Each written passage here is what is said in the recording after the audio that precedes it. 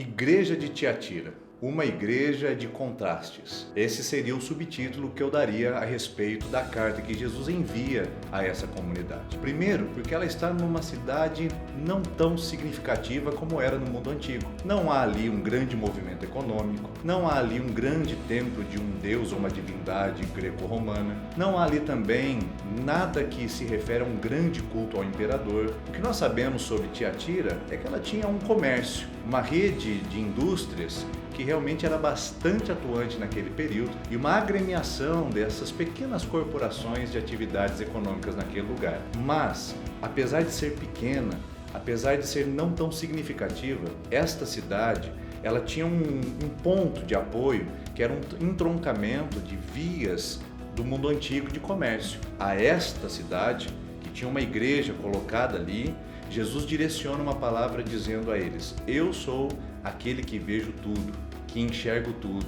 Sou aquele que tem os olhos como chama de fogo. Você já parou para pensar o que significaria isso? Fogo, na Bíblia, sempre é sinônimo de juízo de Deus. E olhos significa completa, e olhos significa simplesmente a percepção total.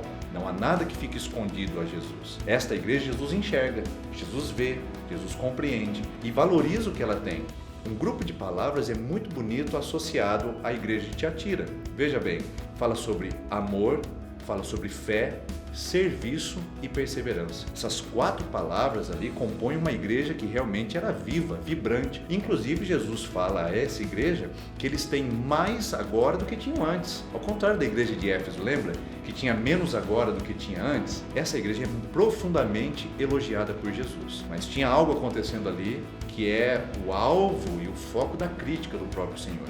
Ele diz que essa igreja estava tolerando os falsos ensinos de uma mulher chamada Jezabel. Obviamente que essa mulher não é Jezabel ali nesse momento das Escrituras, mas é uma figura do Antigo Testamento que provocava a nação de Israel à idolatria e imoralidade sexual. Quando Jesus chama essa figura, ele está dizendo: existe um ensino que está desviando esta igreja do meu caminho e da sua pureza com o noivado que ela tem comigo. Então Jesus traz uma repreensão muito forte a essa comunidade dizendo: fiquem firmes com o que vocês têm.